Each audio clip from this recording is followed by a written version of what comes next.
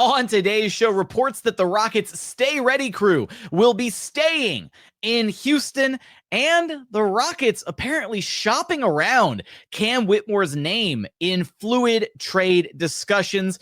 Why that's the case and more, all coming up right here at Locked On Rockets. This is Mission Control, Houston. Ignition sequence start. 6, 5, 4, 3, 2, 1.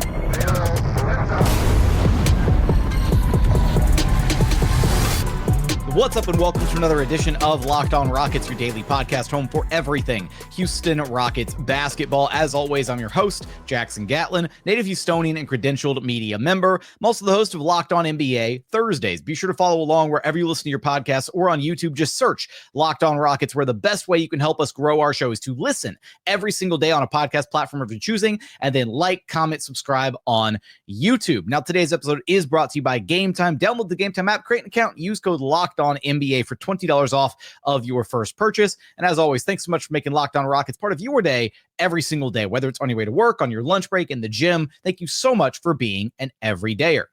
On today's show, a couple different reports to focus in on here for the Houston Rockets, one of which being Cam Whitmore's name openly being discussed in fluid trade talks by the Houston Rockets. We'll try to unpack why that might be the case and what the Rockets may be looking for in a Cam Whitmore trade return, as well as the exciting news, at least I find it exciting, the Stay Ready crew all planning to stay in Houston. Per Shams Charania, the Houston Rockets intend to sign their free agents of Jackson Tate, Aaron Holiday, and Jeff Green on new contracts to bring them all back for next season. Both Jackson Tate and Jeff Green were unrestricted free agents, and then Aaron Holiday had his team option for next season. And it appears that the Rockets fully intend to bring back each one of these members of what was, appropriately dubbed the Stay Ready crew this past season for the Houston Rockets. And look, this is important for a variety of factors. And I'm going to try to work through it, and then we'll get to the Cam Whitmore stuff, starting next segment, and the rest of the show will be focused on the Cam Whitmore situation and the possible targets and trying to unpack all that mess. So first and foremost, to help people understand, right, the way the NBA works, the way the salary cap works, all this stuff, you have to have at least 14 players on your roster. You have to fill out all those slots. You don't have to have the 15th dude on your roster, just like you don't have to have any two-way guys on your roster, but spots 1 through 14 have to be filled out. That is like an NBA requirement. Therefore, that math gets mathed in when you're trying to figure out your salary cap situation and how much money you can pay to all these players. And that's why the other day we talked about the fact that maybe the Houston Rockets would look into, buying back into with some cash or future assets to get back into the second round of the draft, because second round draft picks make a little bit less than players making the 1 year vet minimum. A 1 year vet minimum is $2.3 million. A second round draft pick starts out at $1.2 million. And that, $1.1 million difference might not seem like a bunch on $1.1 million is a lot of money for a normal person, like, most of us probably listening to this podcast, or me or whoever. Anyways, but in the grand scheme of, an NBA salary cap and trying to figure out, payroll and all these numbers, that 1.1 million is significant. So for the Rockets to reportedly be on the same page with all of Jackson Tate, Aaron Holiday, and Jeff Green about their approach to this offseason and their desire to bring back all three of those players is huge, because that actually, as it stands, if all the Rockets did is bring back those three guys, all three of them on vet minimum deals for 1 year, so only $2.3 million. That's it. Not a multi-year contract, none of that stuff, which is totally fair for all three parties. That brings the Rockets just below the luxury tax threshold. They have about like $1 million, maybe $2 million of room. I might be missing like an incentive or two or some bonuses in there for some of the players, but some of the trusted cap heads, on an NBA salary cap Twitter, have basically said that the Rockets are coming in just below the luxury tax line, assuming they keep everything else in place. So Jock Landale stays, Cam Whitmore stays, those three guys sign vet minimum deals, and that puts them right at the cusp of being a luxury tax team. and they still have that 15th roster slot open. So this is big because you need to fill out those into the bench slots. These are great kind of culture guys. Aaron Holiday has been a very stable veteran. And in fact, Aaron Holiday is, of the three guys here, Aaron Holiday is the one who, maybe, honestly, to a lesser degree, probably Jae'Sean Tate too. If Tate really wanted to, he could probably go find a team that'd be willing to kick him, part of the MLE to make, a couple $1 million more than what he's making on a vet minimum deal with the Rockets for only 1 year. And he could maybe get a multi-year agreement. He's a serviceable enough, could be like a 9th, 10th man in a rotation instead of, on the Rockets into the bench brigade, holding down those 10 through 14 spots and seeing inconsistent playing time and basically being, kind of an insurance policy at times for whenever one of the other wings, further up in the rotation needs some time off, is hurt, whatever. But he's also happy here, right? He's like the captain of this team. He's the longest tenured member of the Houston Rockets. He's been here through the James Harden saga, lived through the Silas era rebuild, and is now not a consistent rotation piece of this 52-win team, but is very important to the culture and absolutely had moments where he stepped up last season, whether it was when Jabari was hurt or when Dylan was hurt or whoever's missing time. Like, Jae'Sean Tate is a reliable, dependable piece to be able to keep at the end of your bench, and he's great for the vibes, right? Everybody loves him. And then same can be said for Aaron Holiday. Aaron Holiday could probably go command a little bit more than a vet minimum deal on the open market. But if he likes it here in Houston, then I commend them for being able to strike a deal that both sides feel good about, even if it's not a multi-year contract. And that's part of the reason why the Rockets may have paid Aaron Holiday what they did pay him last season, because it ultimately was a little bit of an overpay, the contract that they struck with him, making it was a little under $5 million. That was probably like a kick ahead of hey, next summer when Jalen's extension kicks in, when Alpe's extension kicks in, the Rockets were going to be faced with some of these financial decisions, regardless of if they traded for Kevin Durant. And I think that gets lost in the conversation a lot. The Rockets literally sent out the exact same salary. Jalen Green, when his extension kicks in, making $33 million a year, plus Dylan Brooks, $22 million a year, makes basically the exact same amount of money as KD. It's just a 2-for-1 switcheroo. So the Rockets would have been under all this exact same luxury tax scrutiny and restrictions and trying to juggle, fleshing out the roster and adding another impact piece, all this stuff, right? The only difference is they combined Jalen Green and Dylan Brooks into Kevin Durant. So I think that gets lost around in the shuffle too, as people think, oh, well, if they didn't trade for KD, they wouldn't be in this position. No, they very much would be.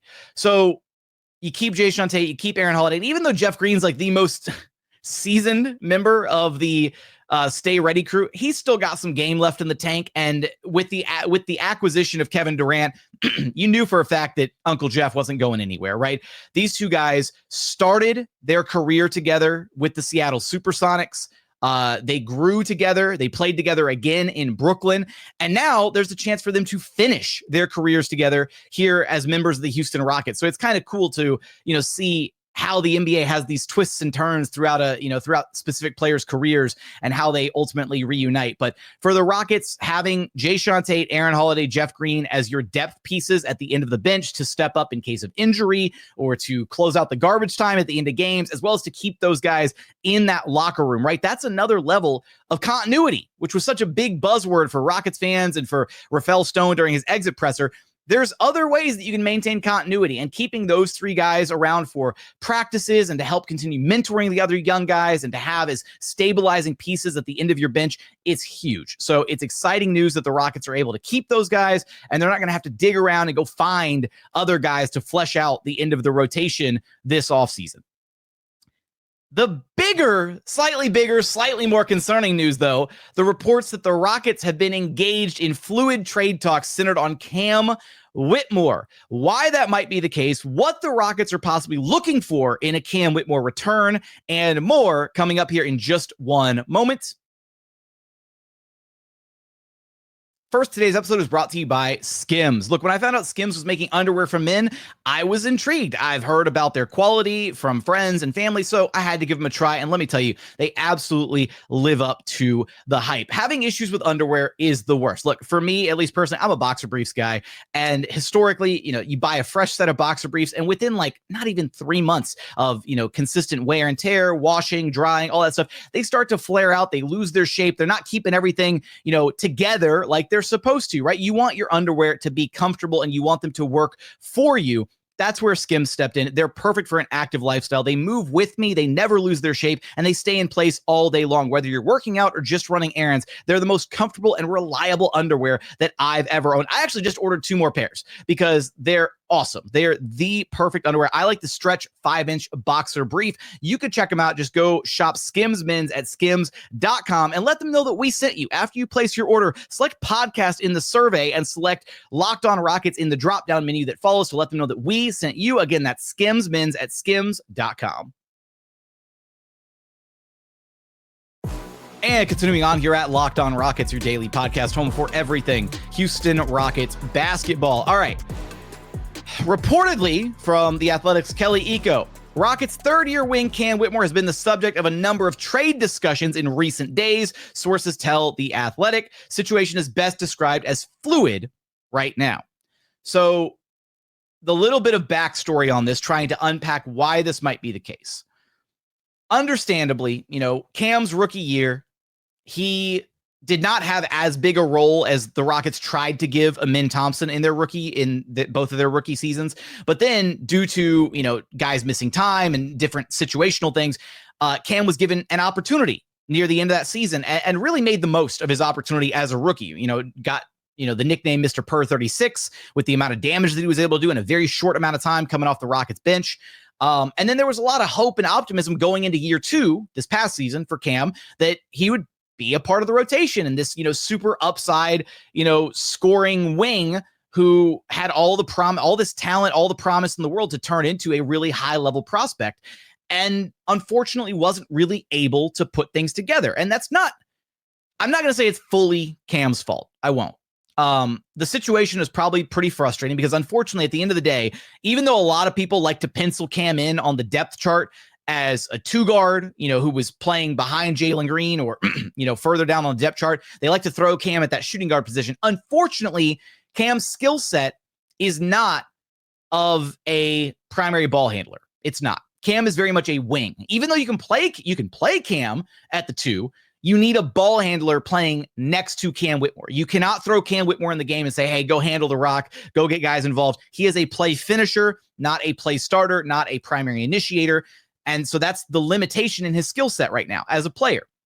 And so this past season, the Rockets, rolled into the year with Fred and Jalen in the starting lineup, and they tried to give Reed Shepherd those backup guard minutes because Reed Shepherd is supposed to be a ball handler, and he's also a rookie, though. He wasn't ready for it, so they gave him about 20, 25 games before they then pivoted to Aaron Holiday. And Aaron Holiday, stabilizing veteran presence, can be your primary ball handler in a pinch. Ideally, you're playing Aaron Holiday more off ball, though, which is exactly what the Rockets did. And they still utilized Fred and Jalen and really kind of staggered those 2 guys as your primary ball handlers. And then as the season moved on, Thompson got more and more comfortable as a primary initiator as well. Ime Udoka started to trust him more, and we started to see more and more of that as the season progressed.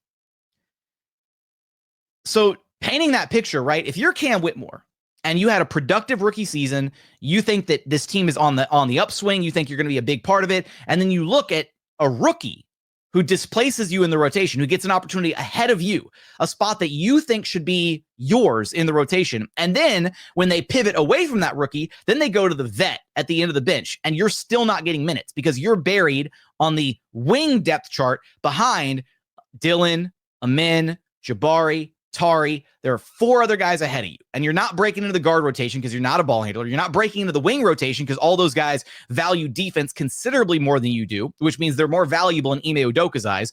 I'm not saying I agree with any of this. I'm just stating how it kind of all played out. That led to, understandably, some frustration from Cam Whitmore. He thinks he's got all the talent in the world, right? And unfortunately, in the opportunities that Cam was getting, he wasn't super locked in, right?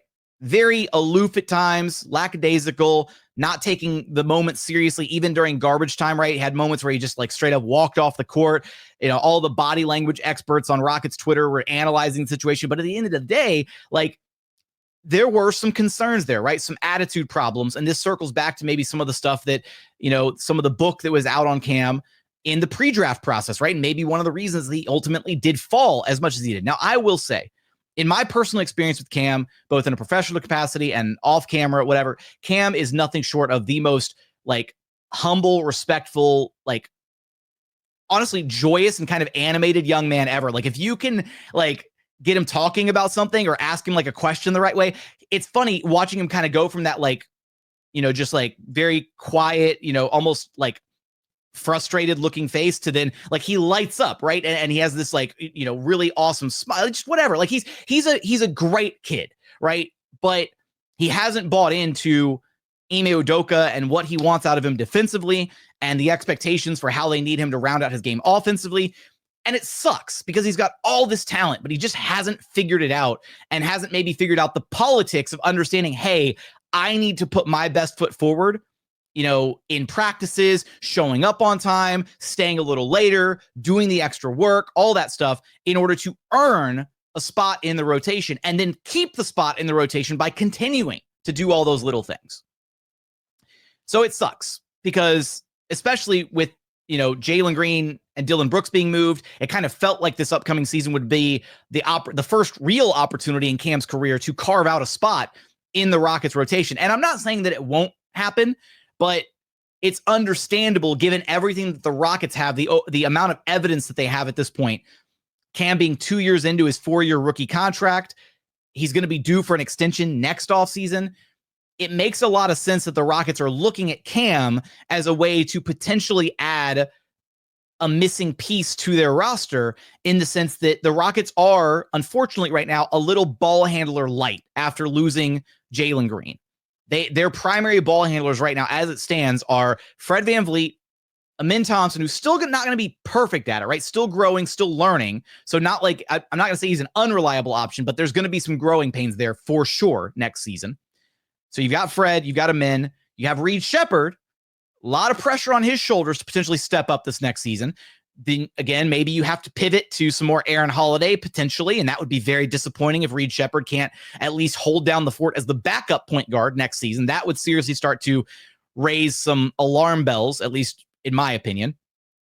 So they kind of need like one more ball handler, right? Ideally, the Rockets need a 2-guard. Ideally, they need another slightly bigger. They don't want to bring in another point guard, right? But they need like another 2-guard that can come in and help alleviate some of those secondary ball handler responsibilities. Maybe somebody who could be a bit of a knockdown shooter would be awesome. Somebody who brings a little bit of a defensive edge.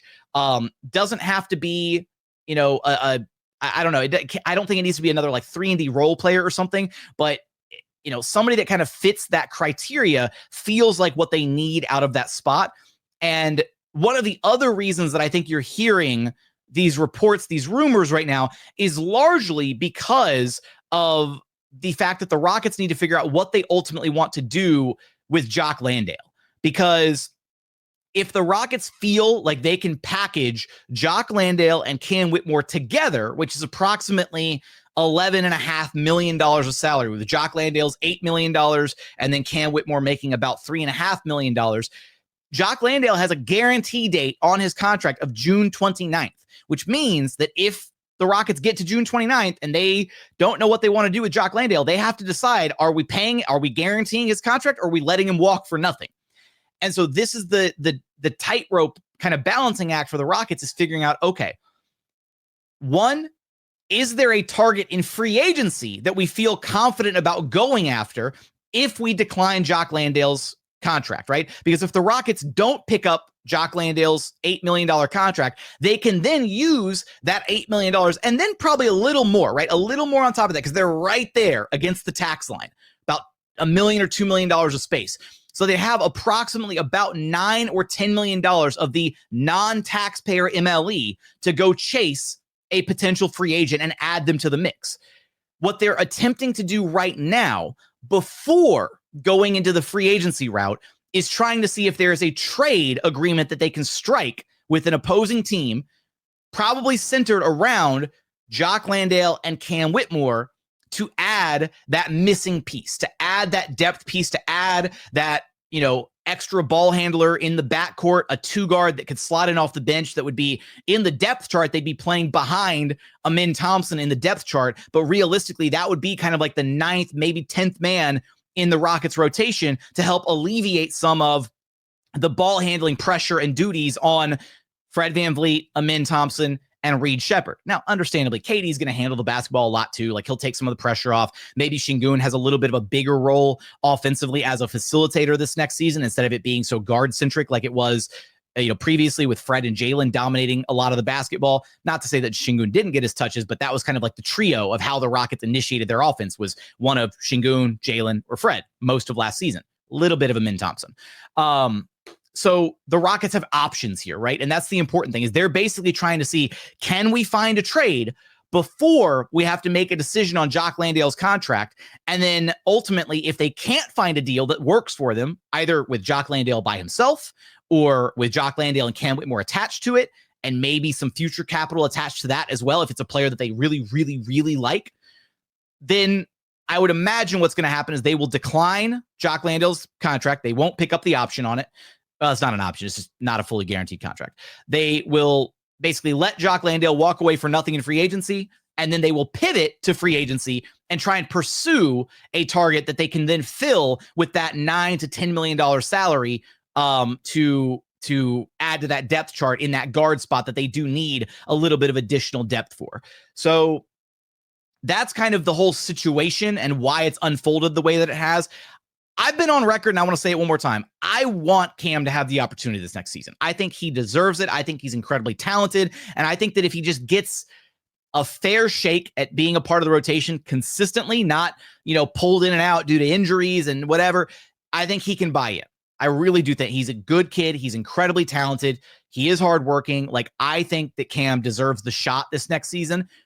But I also understand where the Rockets are coming from, in the fact that they might just value a better option, somebody who more understands their role instead of somebody who's a bit more of a project, despite the incredibly high ceiling that Cam has, somebody that is more established, knows their role, and the Rockets know exactly what they would get out of them as a contributor starting next season, rather than going into next season with kind of a question mark about, what's this player going to look like over time, and can they buy in, and will they step up defensively, all these kinds of things.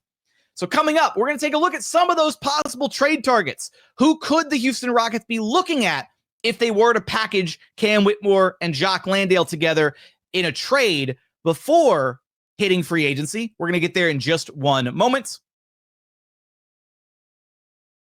First, today's episode is brought to you by Game Time. Have you ever decided at the last minute to head to a ball game with friends or family? Maybe it's game day and you suddenly realize you want to be in the stands. That's exactly where Game Time comes in. It's the easiest way to grab last minute tickets without the stress. With the money you save on tickets, you can splurge on food, drinks, merch, or even invite a bigger group to come with you. Maybe you want to swing by last minute to the Icebox and check out the Astros. I miss calling it the Juice Box, but the Icebox is a pretty cool alternative name for their stadium. And then take some of the savings with these Game Time offers and go splurge on some El Tiempo Margs at the Icebox. But Game Time makes it all possible. Game Time makes buying tickets fast and simple. Prices on the app actually drop the closer you get to first pitch. And they've got incredible last minute deals, clear seat views, and a lowest price guarantee that takes the worry out of buying your tickets. My favorite thing about Game Time, they're fully transparent from start to finish. You don't get hit with any of those like BS hidden fees or anything along the way. You know exactly what you're going to pay throughout the entire process. So take the guesswork out of buying your tickets with Game Time. Download the Game Time app, create an account, and use code LOCKEDONNBA for $20 off your first purchase.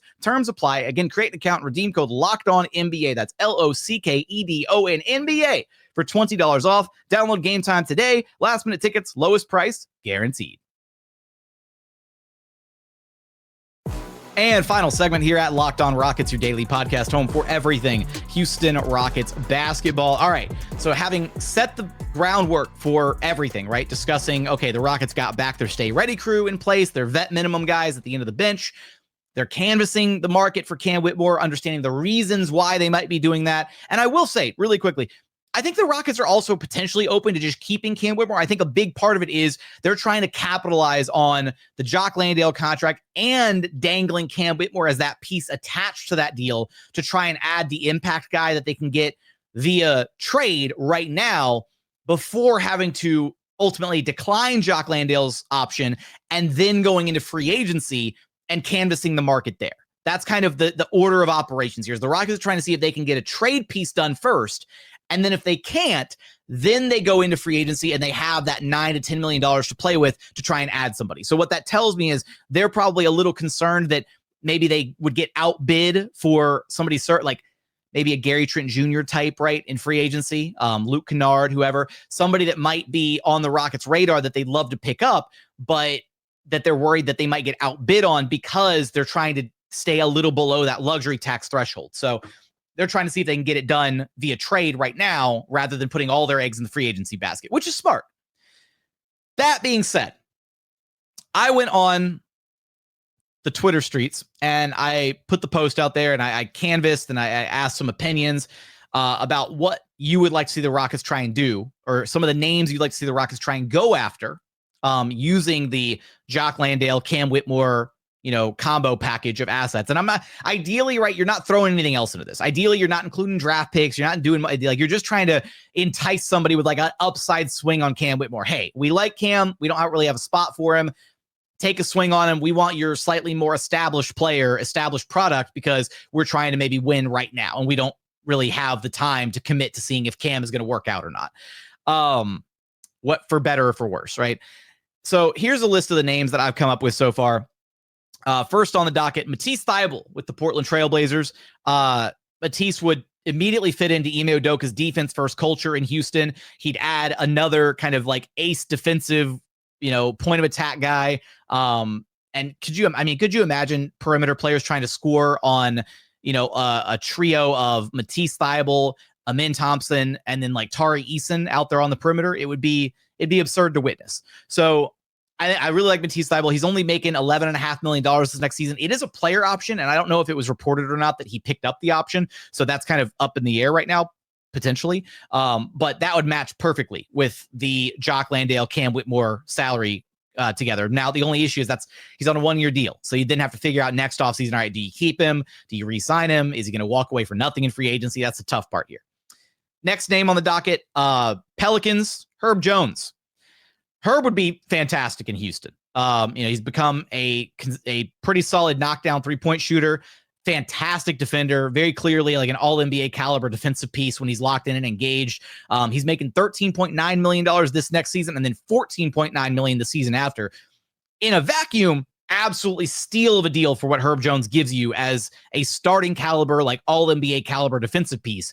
However, with where the Rockets are at, I don't know what they'd have to juggle around, because I do think in a vacuum, like if you add Herb Jones, I think it pushes them a skosh over the luxury tax threshold. And I don't know what cap gymnastics that they could pull off to stay under that line if you did add Herb Jones, because he's making about $2.4 million more than the outgoing salary of Jock Landale and Cam Whitmore, which would certainly push the Rockets into that tax threshold. And that's what it appears, at least right now, that they're trying to avoid.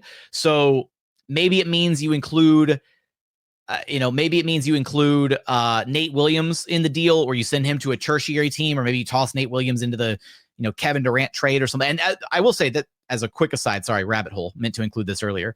The Rockets could still expand the Kevin Durant trade, because it hasn't happened yet. It's only been agreed to in principle. And they could expand the KD trade and then factor in whatever this trade is that they're looking for, the calls that they've taken on Cam Whitmore, Jock Landale, whatever. They can add that in as like a side trade in addition to the KD trade, which could potentially help from a salary matching perspective, or trying to eat up some money, or sending some salary to a third team or a fourth team, whatever. So the Rockets can try and get a little creative about how they circumvent some of these cap logistics here.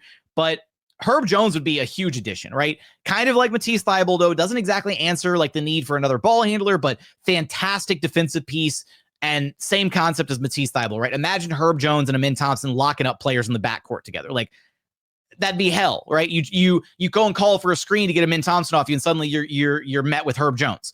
That would suck for most offensive players in the NBA. Next up, a trio of names from the Chicago Bulls, starting from I'm gonna say most likely to least likely. Most likely, potentially here, Lonzo Ball.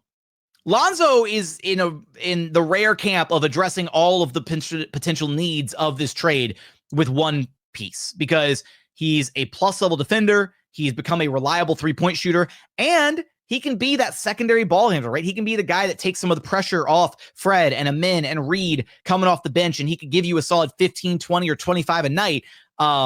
And play that, extra ball handler role within the Rockets offense and fit in beautifully on the defensive side of things. Isn't a guy that needs the ball in his hands, but can take some of that pressure off the other primary ball handlers. So I like the Lonzo idea. He's only making $10 million this year, and he's got a team option for $10 million next year. So he's on a steal of a deal. And his story, right, his bounce back from all the injuries, still being a contributing member to this Bulls team this past season, has been nothing short of miraculous. That being said, the injuries are a glaring concern, a major red flag, right? Do the Rockets really want to take that kind of a swing on a player like Lonzo Ball and then have him get hurt 10 games into the season or something ridiculous like that? It would certainly hurt to send out Cam Whitmore and to get a guy that immediately comes back and gets injured. Not saying it's going to happen, but Lonzo's faced his fair share of adversity, and that might not be a risk that the Rockets are ultimately willing to take, trying to flesh out their rotation. But on paper, if you could guarantee that Lonzo stayed healthy, my God, that'd be a perfect fit. That'd be so perfect. I'd be mashing that trade button furiously, trying to make it happen. Next up, medium likelihood outcome. Ayo Dosunmu. Ayo is a really solid young player. Really like what he brings to the table for the Bulls. However, Ayo is going to be due for a payday soon. And this is the problem, is trading for anybody that is only on a 1-year deal means you might only be getting them for that one season. And that would certainly hurt, right? For the Rockets to have to figure out and juggle, okay, what are they doing with their contract situations next summer? All that mess. So, but Ayo, really solid defensive piece. A little, I won't say raw offensively, maybe some untapped potential there as well, too. Could do a lot worse than him.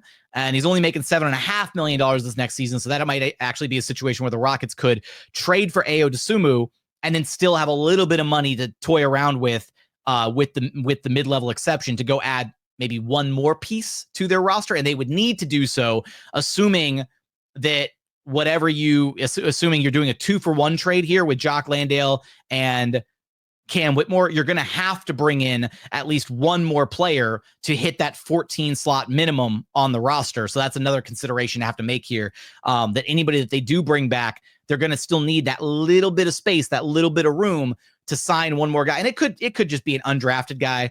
The Rockets did get their hands on an undrafted guy that they're going to be bringing to training camp, reportedly, Cam Matthews from Mississippi State. Total defensive guy, crazy defensive upside. Can't shoot the ball worth a lick. Like 20% from 3, 50% from the line, awful shooter. Total project piece. We'll see what he looks like in Summer League, and we'll see if he can actually carve out a two-way spot on the Rockets roster. But maybe you throw him a bone and give him a rookie deal, and he's only making 1.2 mil, right, to flesh out that 14th spot on the roster, something like that. But Ayo would be interesting as a pickup. And then this is the pie in the sky outcome, and I do not think this has any remotely amount of legs, whatever, but I saw people suggesting it, so I figured I'd talk about it. Coby White. Coby White's going into the final year of his deal, making $12.8 million. And Coby is a fantastic scoring threat. Like, if you could have this Rockets team and just add Coby White's scoring as that sixth man pop off the bench, my God, just hand him the Larry O'Brien immediately. That being said, I don't think it's likely, but who knows? Who knows with what the Bulls are trying to do? Are they building around Josh Giddey? They've got Patrick Williams on this absurd, 5-year deal, and he hasn't panned out the way that they thought he would. I don't know. Maybe you could entice him with Jock, Cam, and then maybe for a guy like Coby White, you'd be willing to go further to include some, a future draft pick or two if you really believe that he would want to be in Houston long term, and you could come to terms on a future contract with him, all that stuff. So who knows? Coby White would be an absurd pickup. I don't think that's likely whatsoever. And a couple more names here to consider. I got 3 more that I'm going to get through really quickly. Aaron Nesmith with the Pacers, and also Benedict Mathurin with the Pacers. Who knows what's happening in Indiana right now with Tyrese Halliburton set to miss, most, if not all of next season with his Achilles tear. Really disappointing end for the Pacers year.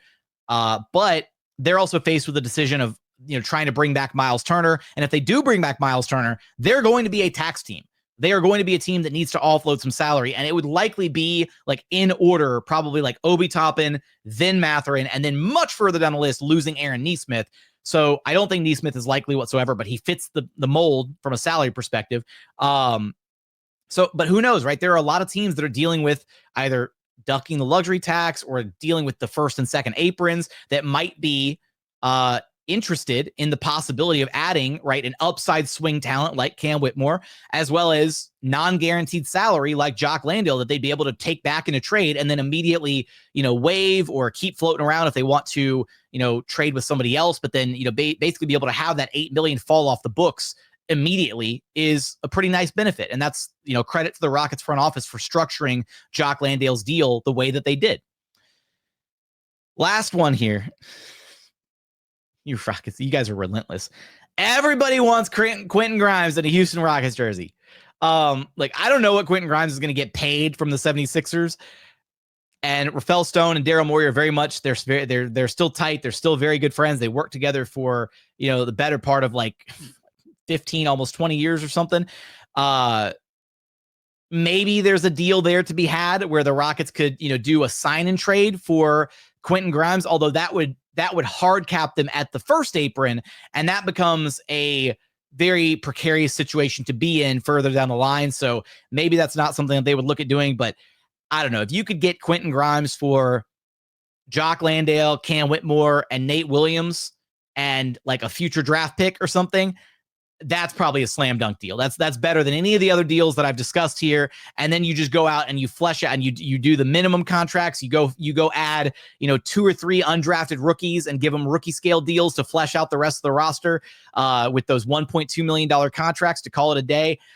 That'd be one hell of a team right there with Quentin Grimes coming off the bench as your secondary ball handler, but also another ace defensive player to lock in and to be able to play alongside Amin Thompson and Tari Eason and Jabari Smith Jr. and Kevin Durant, who still got it defensively. My God, I'm getting excited just thinking about it. I don't think that's possible. I won't say that. It's not that it's not possible. I don't think it's likely whatsoever, but those are some options, right? I want to know your thoughts. I want to know the names that you'd like to see the Houston Rockets potentially go after if they are hell bent on moving on from Cam Whitmore and packaging him with Jock Landale's salary.